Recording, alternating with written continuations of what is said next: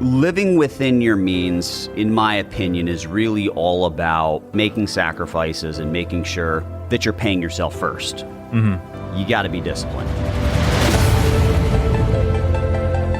Thanks for joining us for today's episode of The Capitalist Investor. I'm Mark Tepper, joined by Derek Gabrielson. Mark, how's it going today, man? Good, man. I think we have a fun show planned for today. Yeah, I agree.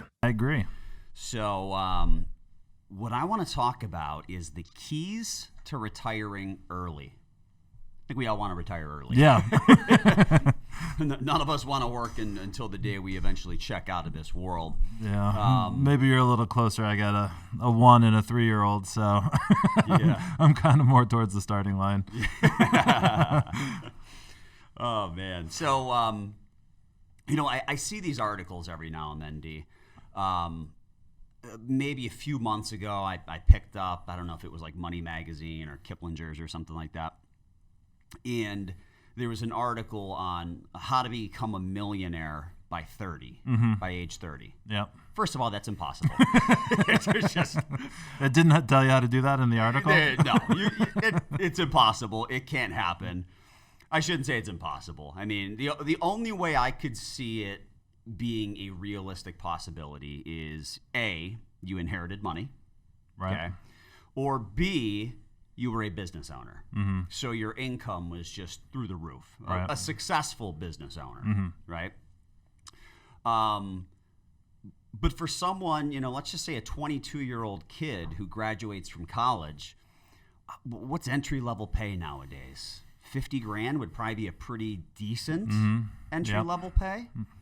So you're making $50,000, and let's just say you do that for the next 10 years, right? We'll ignore inflation and pay raises and stuff like that. That takes us out to age 32. Right. Okay. So I did the math here, D. So let's assume you max out your 401k.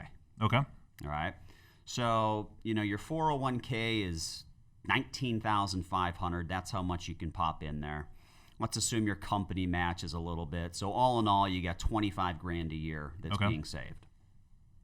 Over the course of a 10-year period, if you got a 10% annualized rate of return, which that's pretty nice. Pretty generous, right? So you would definitely have to be 100% in stocks, right?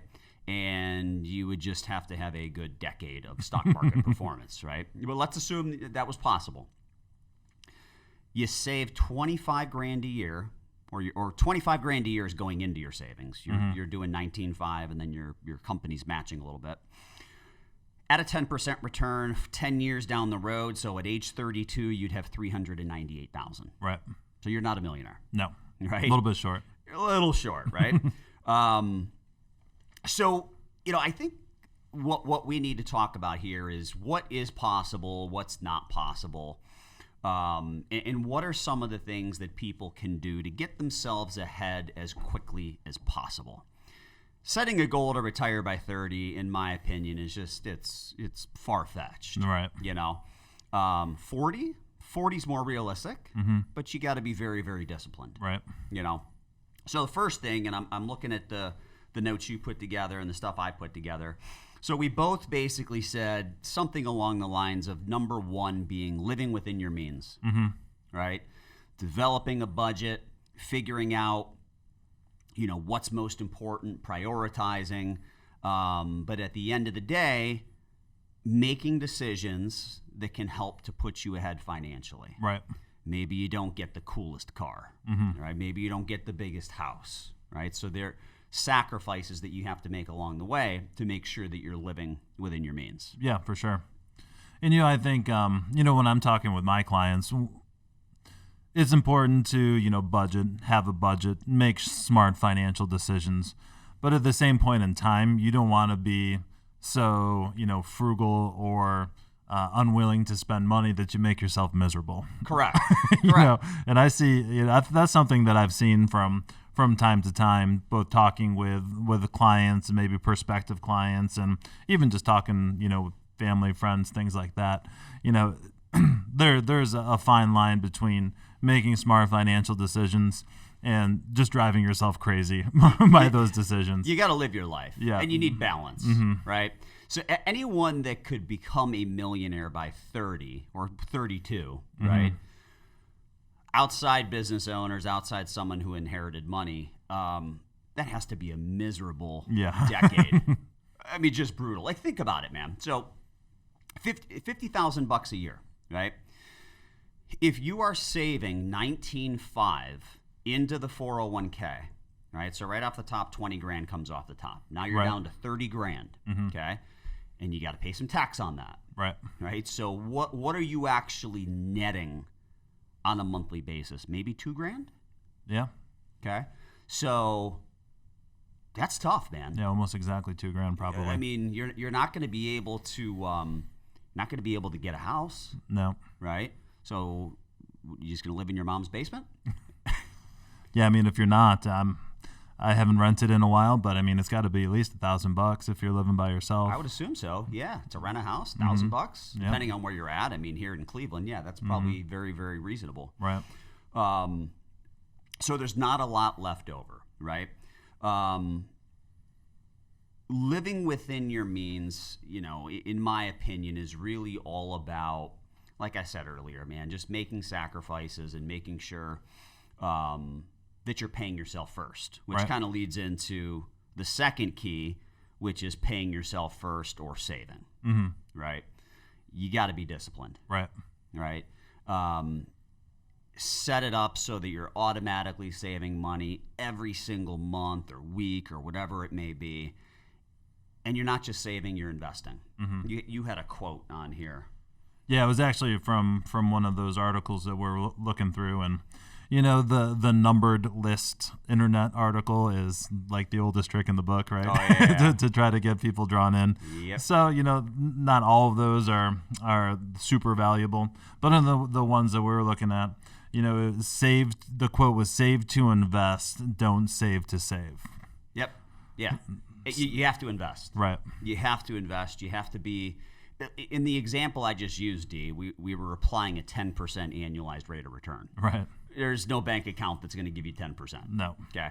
It's tough to get that in the stock market, Exactly. right? I mean, you can get it 1 year, but over the course of a 10-year time frame, given the fact that we're at or near all-time highs right now, it seems a bit lofty, Right. But paying yourself first, automatically saving into your company 401k. You mentioned considering Roth IRAs, right? If your income allows, Right. Try and sock away as much money as you possibly can. So I did the math that I just explained on somebody saving for 10 years. Right, they were saving essentially 25 grand a year for 10 years at a 10% annualized return, gets you to just under 400 grand. If you do that same thing over the course of 20 years, all right, so now we're going, you graduate college at 22 until you're 42. It's not bad. I mean, Right. I think a lot of people would love to have financial independence by 42. Right. Right? If you're able to do that and get your 10% return, that takes you to 1.4 million. It's not bad, Yep. right? So I think over the course of a 20-year time frame, the first two things we mentioned, which are living below your means and saving or paying yourself first, I think it can work over the course of a 20-year time frame, right? If I ratchet down the returns a little bit, if I go with a 7% annualized return rather than 10, which is probably more realistic, I would agree. that gets us to just over $1 million. Right. Right. So that's kind of save 25 grand a year for 20 years at 7%, you got $1 million. Right. And I think that also illustrates why you have to invest, why you have to be invested. Just stuffing that cash under the mattress is going to leave you pretty far behind, especially when you're looking at a long time horizon like that, a 10-year or a 20-year. You got to get it into the markets or whatever you're comfortable in. And what you mentioned there, the 401k plans, the Roth plans, they're meant to be long-term savings vehicles. Right. So, that's not really the place where you want to, day trade, whatever hot stock is in favor. You really want to have a long-term strategy and stick to it. Right. So let's kind of segue into. Oh, did I? That's good. That's steal good, your man. thunder You set there? the stage. All right. I wanted to hit another one before this, but we'll Oh, skip my it bad. out. So, don't misbehave. Right? Are you talking to me or Yeah, in I'm general? talking to you. No, as a key, don't misbehave. Yep. Right? Don't try to get cute with your investments. Right. Right? The market is smarter than you. Right? There are people out there who research everything they possibly can. They've got, Bloomberg terminals, tons of technology, who believe they can have an edge on the market. But for the average retail investor, you're not going to outsmart the market. Right? You're not going to be able to time the market. Come on. I mean, how many people you think were scared to death, at the beginning to middle of March and just pulled all their money out of their accounts, and now they're sitting in cash and they look like fools, So yeah, it's that was the point that I was thinking of. You may be able to time the market once. It's very, very hard to time it twice. Right. And I've seen that play out a couple times here recently. Getting your money out of the market, right at the beginning in March, right? Yep. Awesome move in hindsight. There was all kinds of points of view out there, but the market sold off hard. Oh, yeah. Right? And if you got out, man, you're feeling great. Yep.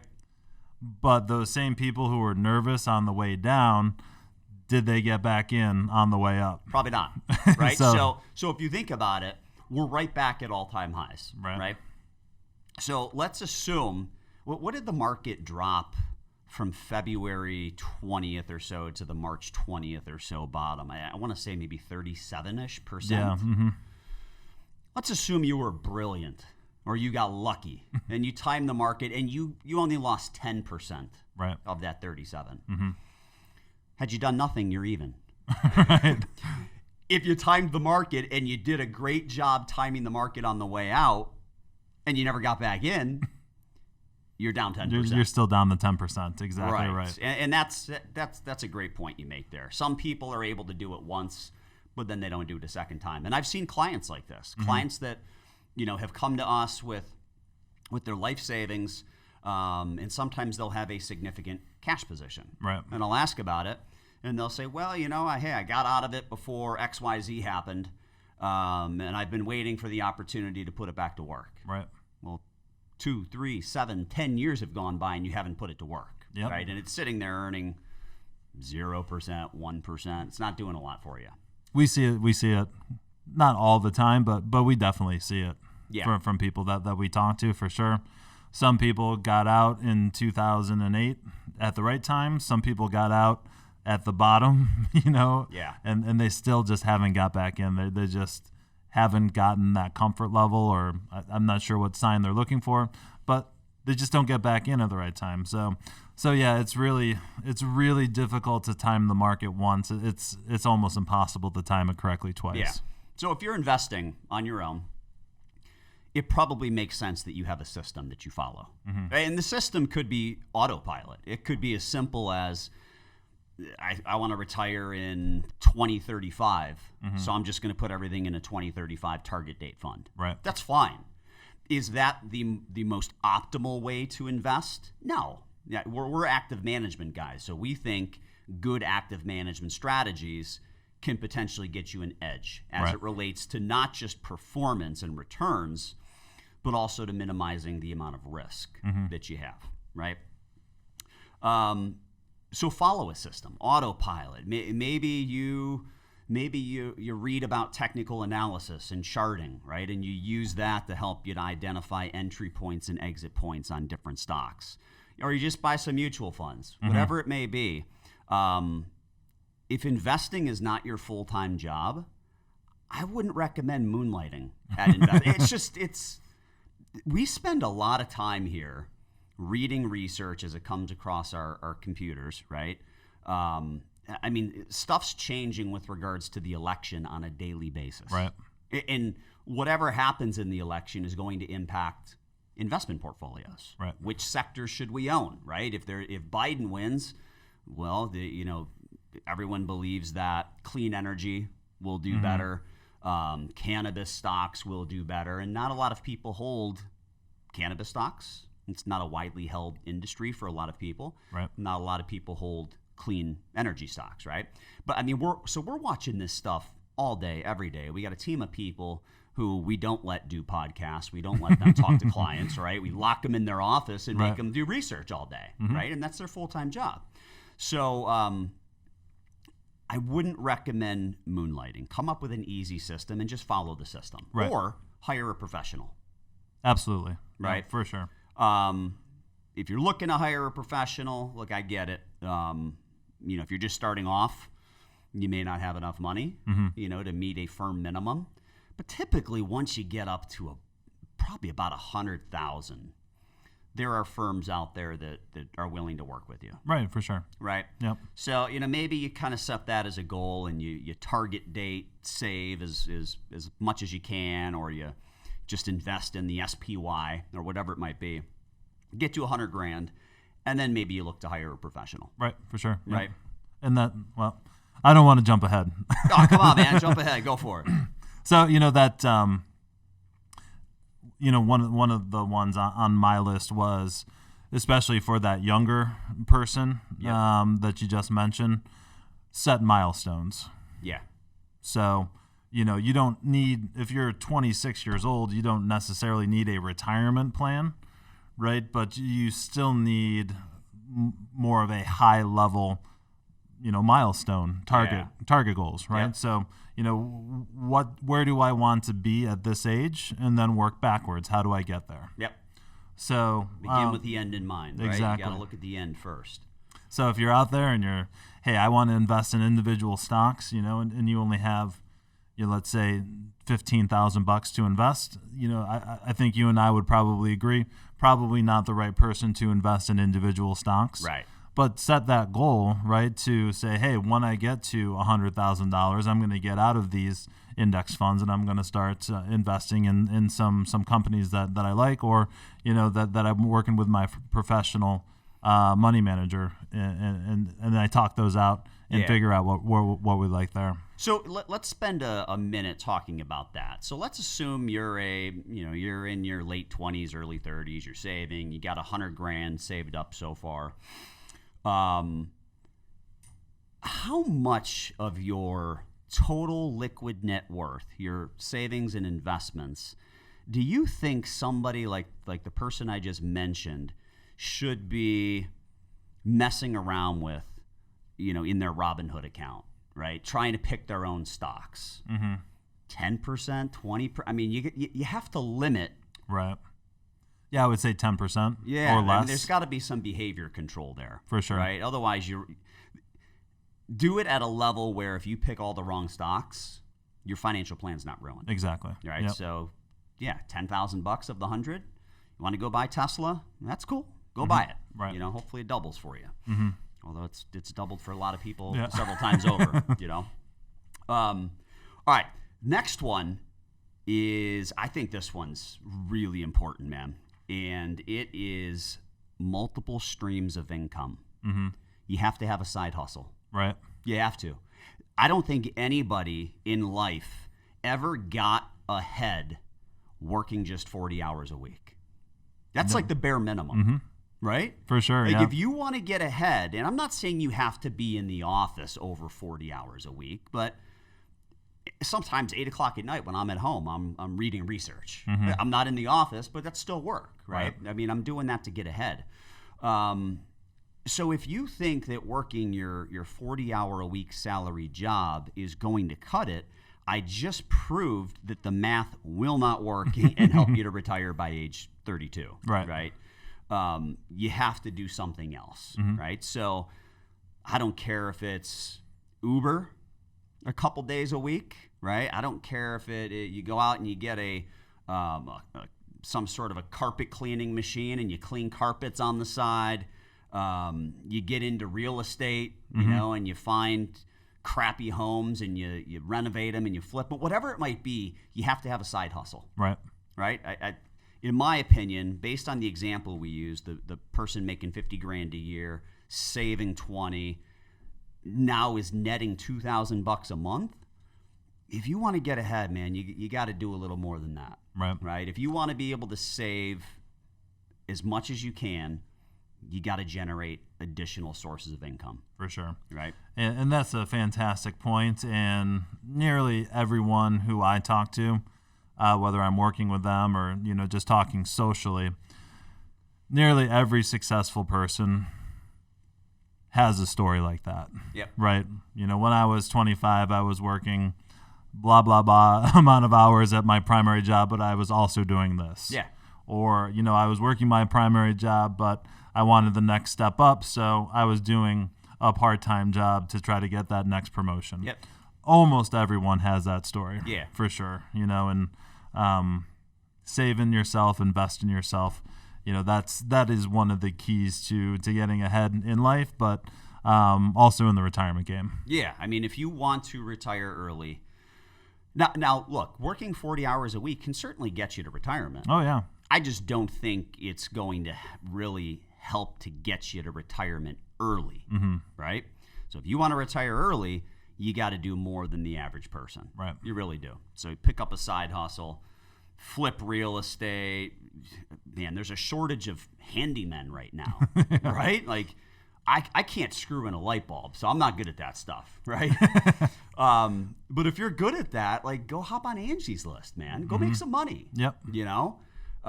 There's certainly opportunity. And look, if you don't know what you could do for a side hustle, go take a web design class. Sign up for it.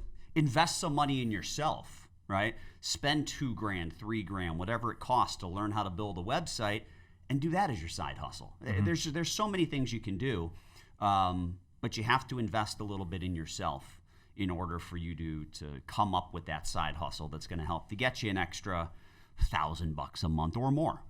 Right. Now, there was a study. I don't have the gentleman's name, but he studied over the course of 5 years a bunch of self-made millionaires. It's a 5-year-long study, and what he found is that 65% of those self-made millionaires had 3 streams of income. Really? 3. Now, wow. One of those streams can be your investments, or maybe you own rental real estate. So that's considered a stream. You then have your job, which is a stream, but there's then that third stream of income. So I found that very interesting. That is interesting. Right? So we can sit here and tell you anecdotally you need to do it, but I think it's completely different when we have the facts and statistics to back it up. Now, of those self-made millionaires, 65% had 3 streams of income. 45% had 4 streams. Almost half. That's crazy. That's impressive. That's really good. Yeah. 29% had 5 or more. I mean, you're just a serial entrepreneur at that point. Yeah, right? that's a little much even for me there. Let's shoot for 3. Yeah. All right. One of them is your job. Number 2 is your investment portfolio, which should be working for you. Yep. Right. And number 3 is that side hustle. You got to figure it out. Figure out what it is. That to me is really the key to getting ahead. Right. Working more than the minimum, not just settling for 40 hours a week. I can't tell you how many people I've come across over the last several years who work 40 hours a week and then they complain about living paycheck to paycheck. Yeah, we've talked about that. Yeah, we've talked about that. The answer is pretty simple. Work an extra 10 hours a week. Yep. And if you can't do it at your company, do it elsewhere. It's simple, and you get ahead, right? So, look, multiple streams of income is the key. Next thing, D, we both had this in here, and you kind of mentioned it already, but build a financial plan and follow your plan, right? When we talk financial plan, you mentioned that someone who's, let's say, 30 years old, they might not need a retirement plan. I get it. But they need a plan. They need an accumulation plan. Right. Where is the best place for me to be investing my money, right? Should I be maxing out my Roth IRA? Is my income at the point where I should be doing traditional IRAs? I'm self-employed. Should I have a SEP or a simple IRA, right? Yep. Life insurance is a good way to save when you're younger as well. Yeah. Cash value. Yep. It's not slow and steady. Pays a heck of a lot more than a bank account. Right. Shelters you from a lot of the stock market risk, and you're covering your family in the meantime. Yep. Right. Not a lot of people know about that offhand, but it really is a solid strategy, especially for younger people. Yeah. But it works for others as well. Yeah. And let's just talk about that for a minute. So with a lot of these insurance-based strategies, people typically want to pay the lowest cost possible for insurance. Right. You want to get the highest death benefit, and you want to pay the lowest premium. Well, there's another way of thinking about it, and it's, let's put as much money in there as possible, and let's minimize the death benefit, and let's use it as a tax-deferred cash accumulation vehicle. Right. And it works very, very well that way, right? The cash inside the policy grows tax-free, and you can also take it out tax-free as long as you call it a policy loan, quote-unquote loan, Right. As opposed to a withdrawal. So very, very nice vehicles, and it's autopilot. Yep. It's kind of the same thing as I mentioned earlier with the target date funds. For sure. Right? You're plugging it in. They're going to invest it into the S&P 500. In a year, the S&P's up 20%. You might get 10 or 11. Right. There's going to be a cap on how much you make. Next year, when the S&P's down 15, you're going to get a 0. Right. Because you can't lose. Right. So very, very nice vehicles. They are autopilot. As we talk about following your plan, so you mentioned insurance. We've already been talking about investments, tax opportunities. All right, what kind of tax opportunities exist? That's something that's important. Right. How do you plan for your kids to go to college? Do you think your income's going to grow enough so that you can just pay out of cash flow when they're 18 years old? Or should you start saving some money for their college education? Should you invest in 529 plans, right? So, there's just so many different things you should be doing. And with all of our clients, and our average clients are, 50 plus years old. Now, we've got clients that are 30, we've got clients that are 85, right? But, typically the brunt of our clients are 50 plus. With them, it's important to update the financial plan every single year, right? Because things are changing. You're kind of getting closer to the finish line. Oh, yeah. But with someone who's 30, 35, it's probably an accumulation plan that you update once every 5 years or so. Right. You need the initial recommendations because you want to be saving in the right places. You want to be doing the right things because if you're doing the wrong stuff and 5 years come and go, you're going to look back and say, well, I shorted myself 50 grand or 100 grand. I could have had more money, but you made mistakes, right? So just a very, very simple accumulation plan can help to get you on track. Yeah, I like that. Accumulation plan. It's a perfect term for it. I coined it. It's mine. You did. You just did it right now. And trademark it. I'm stealing it, so. I'm kind of going through the rest of the stuff you have here. And I think we covered a lot of it, D. Yep. Right? Maxing out your 401k, not timing the market, putting money in Roth IRAs. Here's one that's good. Rolling over your 401k plan when you change jobs. Right.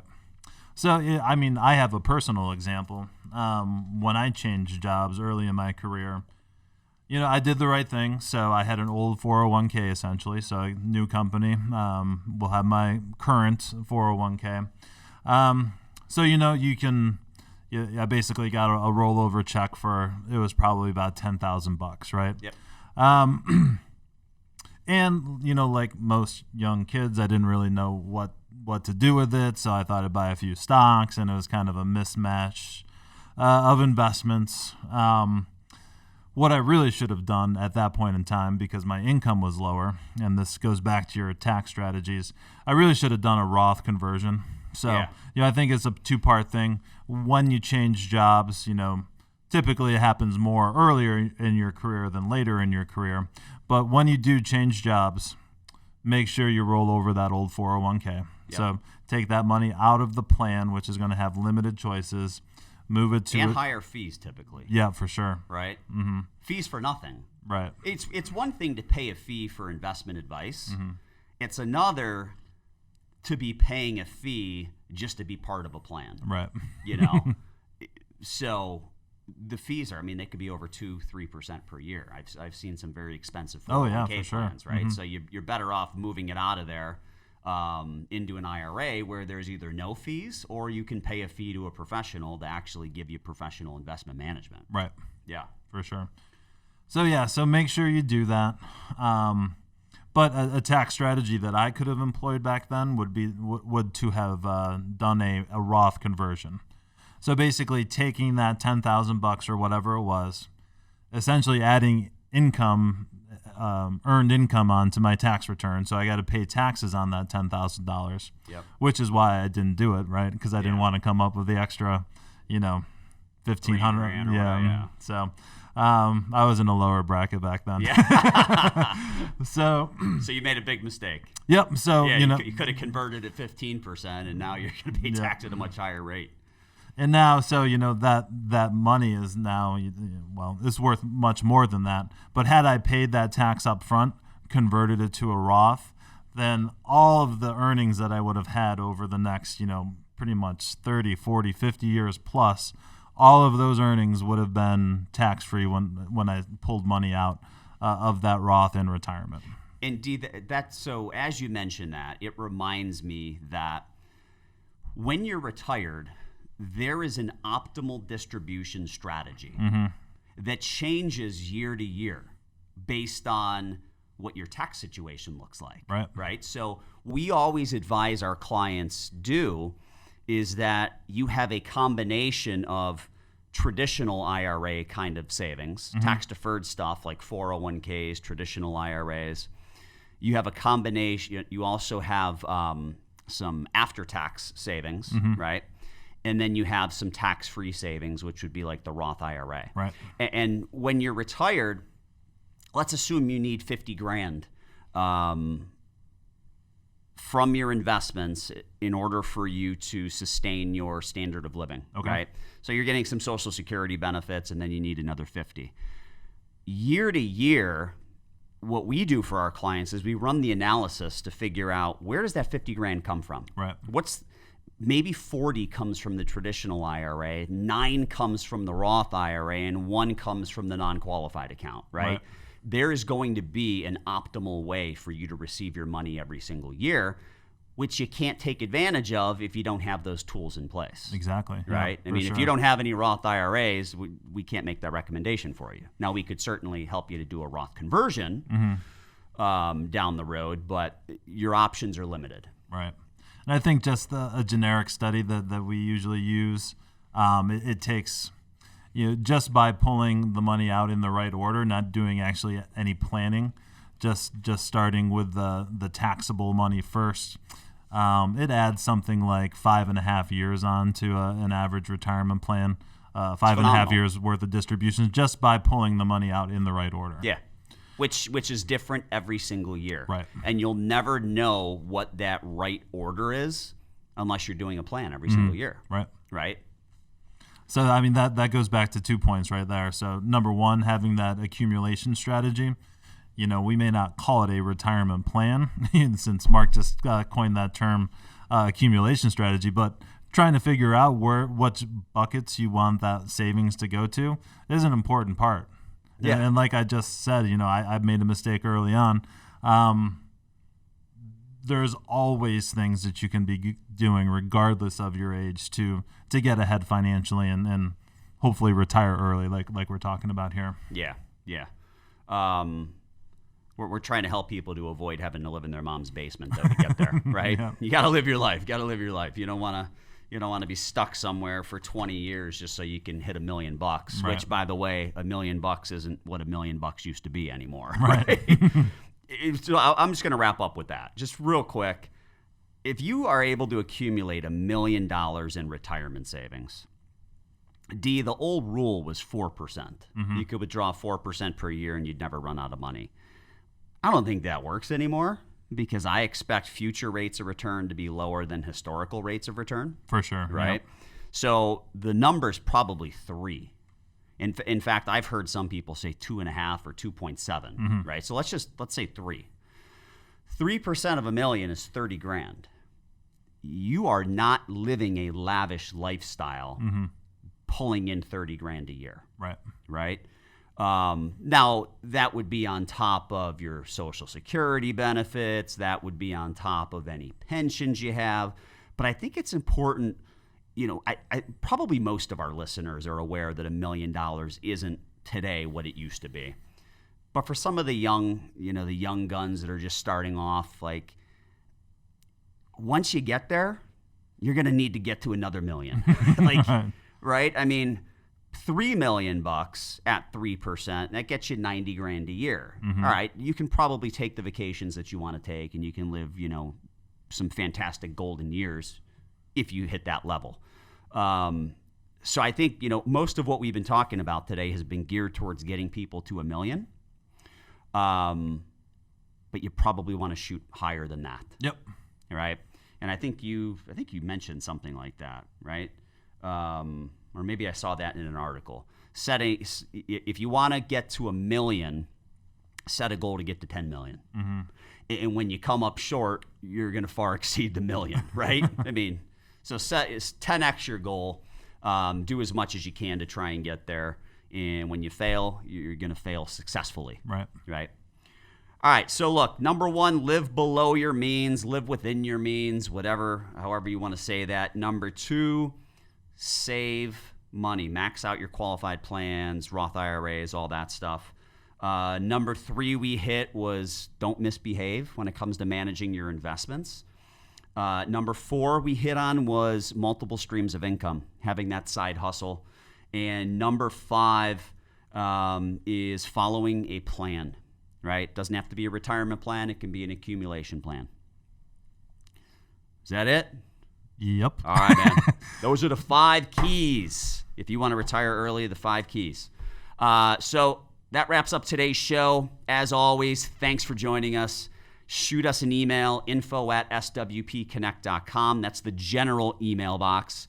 Or you can go to either my bio page or Derek's bio page on our website, and you can shoot us an individual message. So feel free to do that. As always, we're always looking for great stuff to talk about on the podcast. Yeah, for sure. You know, we come up with these ideas on our own, but if there's something you want to hear about, shoot us an email or shoot us a message, right? We'd be happy to hear what you have to say, and it can help us to come up with some ideas for future shows.